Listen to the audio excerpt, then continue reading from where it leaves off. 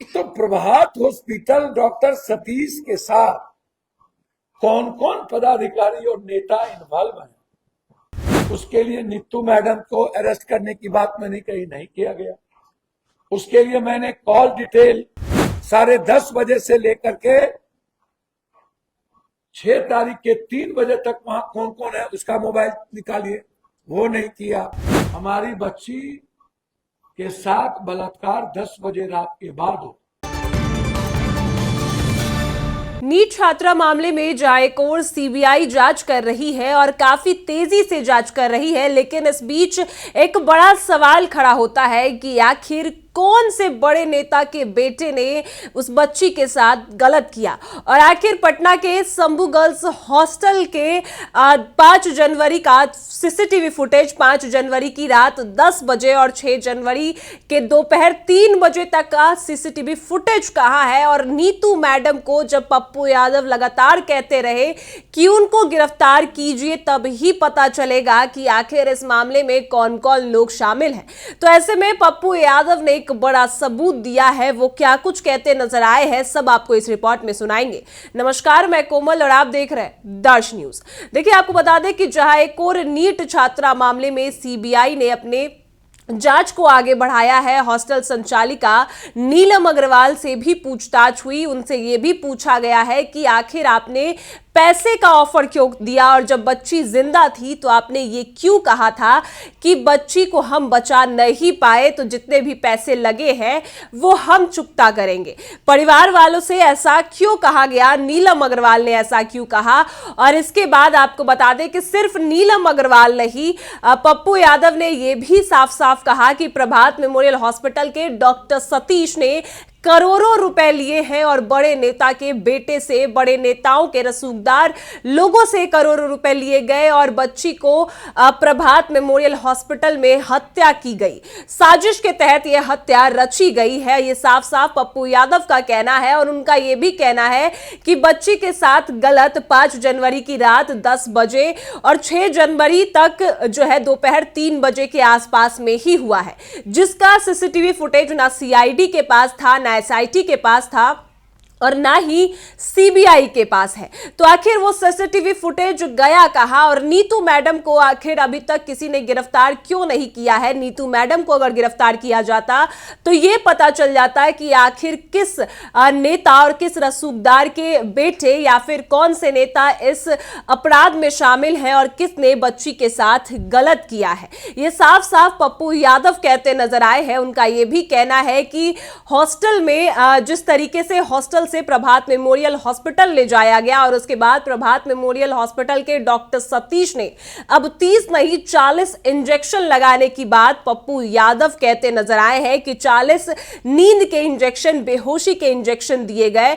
तो यह साफ किसी भी डॉक्टर को अगर देखा जाए, किसी भी डॉक्टर यह नहीं मानेगा कि बच्ची अगर पहले से बेहोश है तो उसको 40 इंजेक्शन बेहोशी के दिए जाएंगे। तो इससे हत्या की साजिश ही मानी जाएगी और इनको गिरफ्तार करना चाहिए। क्या कुछ पप्पू यादव कहते नजर आए हैं, उनके बयान को सुनिए। फिर आपने 15 दिन पहले एक बार बीच में हमको Y+ किए और 15 दिन के अंदर ऐसा कौन सा पहाड़ टूट गया कि हमको सुरक्षा की जरूरत नहीं पड़ी, आप Y कर दिए भारत सरकार का। और जो सुरक्षा Y के तहत हमको शुरू से था वो सारा सुरक्षा मेरा हटा लिया गया, रास्ते से हटा लिया गया। तो अब हम सुरक्षा के डर से पप्पू यादव भीख तो मांगेगा नहीं। हम हाईकोर्ट गए हुए हैं, सुप्रीम कोर्ट भी हम जा रहे हैं। इनके गलत नीति के खिलाफ हम सुप्रीम कोर्ट, हाईकोर्ट, जैसे नीट्स की बच्ची के लिए हम हाईकोर्ट गए और हमने नीट्स के बच्ची के सवाल पर हाईकोर्ट को स्पष्ट कहा कि 6 तारीख से 8 तारीख तक प्रभात हॉस्पिटल का सभी जांच नॉर्मल है, आईसीयू में मशीन नॉर्मल बता रहा है। 8 के बाद हमारी बच्ची की ऑर्गेनिक फेल शुरू और 10 तारीख को वो कोमा में चली गई। हमारी बच्ची को बचाने का प्रयास प्रभात में नहीं हुआ, वहां पर हमारी बच्ची बेहोश थी तो और भी 40 सुई नींद का दे दिया गया। ये दुनिया में कोई डॉक्टर इसको जस्टिफाई नहीं करेगा। तो प्रभात हॉस्पिटल डॉक्टर सतीश के साथ कौन कौन पदाधिकारी और नेता इन्वॉल्व है, उसके लिए नीतू मैडम को अरेस्ट करने की बात मैंने कही नहीं किया गया। उसके लिए मैंने कॉल डिटेल 10:30 बजे से लेकर के 6 तारीख के 3 बजे तक वहां कौन कौन है उसका मोबाइल निकालिए, वो नहीं किया।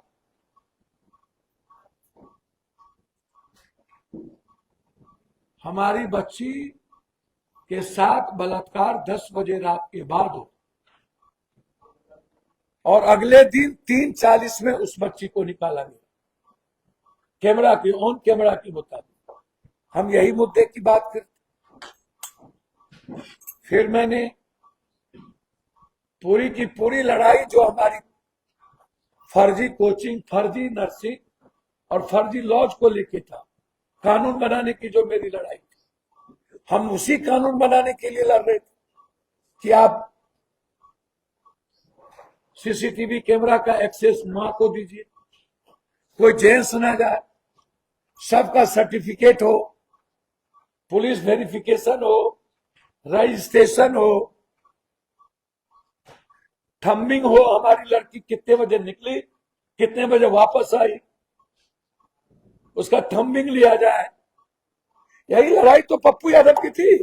आप डरते हैं इसलिए तो आप घपले की भावना से कार्रवाई कर रहे हैं और निजी दुश्मनी लेना चाहते।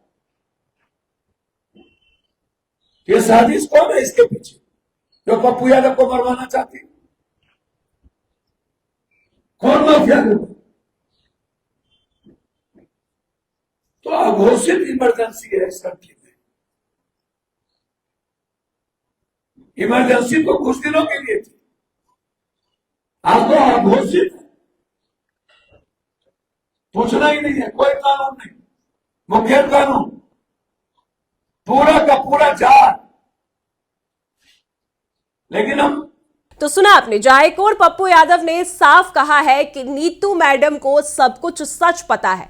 अगर उनकी गिरफ्तारी होती है तो ये सारी बात खुल जाएगी, क्योंकि नीतू मैडम से जो पप्पू यादव ने बातचीत किया था तो उन्होंने साफ कहा था कि 5 जनवरी को वो पटना शंभू गर्ल्स हॉस्टल रात में गई थी। 5 जनवरी की रात 10 बजे के आसपास नीतू मैडम हॉस्टल गई, लेकिन उसी समय का सीसीटीवी फुटेज अभी तक नहीं मिला है और 6 जनवरी के दोपहर 3 बजे तक का सीसीटीवी फुटेज अभी तक नहीं मिला। तो नीतू मैडम को अगर गिरफ्तार किया जाता तो सच बाहर आ सकता था कि आखिर किस बड़े नेता और किस बड़े रसूखदार के बेटे ने बच्ची के साथ गलत किया, या फिर किस बिजनेसमैन ने यह काम किया, पैसे देकर यह सब काम किए गए हैं। और ऐसे में प्रभात मेमोरियल हॉस्पिटल के डॉक्टर सतीश सबसे बड़े गुनहगार हैं, क्योंकि उनको भी पैसे मिले हैं और इसी वजह से उन्होंने हत्या की साजिश भी रची। तो इन्हीं बातों को लेकर पप्पू यादव ने यह साफ कहा कि उन्होंने हाई कोर्ट में भी यह मामला उठाया। उनका कहना है कि नीट छात्रा मामले की वजह से उनकी सिक्योरिटी छीनी गई, उनको जेल भेजा गया, क्योंकि उन्होंने ही सबसे पहले बच्ची के न्याय की आवाज उठाई। तो पहले उनको जो है किसी मामले में जेल भेजा गया, उसके बाद वो केस पुराने से पुराना केस उन पर डाला गया और इसके बाद जब वो जेल से बाहर निकलते हैं तो उनका जो सुरक्षा है वो भी छीन लिया जाता है। वाई+ सुरक्षा जो है उनका वो भी छीन लिया जाता है। तो ऐसे में पप्पू यादव ने यह साफ कहा कि कुछ भी हो जाए वो गरीबों के लिए, वो बिहार की बेटी के लिए हमेशा खड़े रहेंगे। और उनका यही कहना है कि नीतू मैडम की अगर गिरफ्तारी होगी और शंभू गर्ल्स हॉस्टल का 5 जनवरी से लेकर 6 जनवरी के दोपहर 3 बजे तक का सीसीटीवी फुटेज मिल जाएगा तो ये पूरा मामला साफ हो जाएगा। वही डॉक्टर सतीश को भी गिरफ्तार करना चाहिए, पप्पू यादव ये साफ साफ कहते नजर आए हैं। आपकी क्या राय है हमें कमेंट में जरूर बताएं और देखते रहे दर्श न्यूज।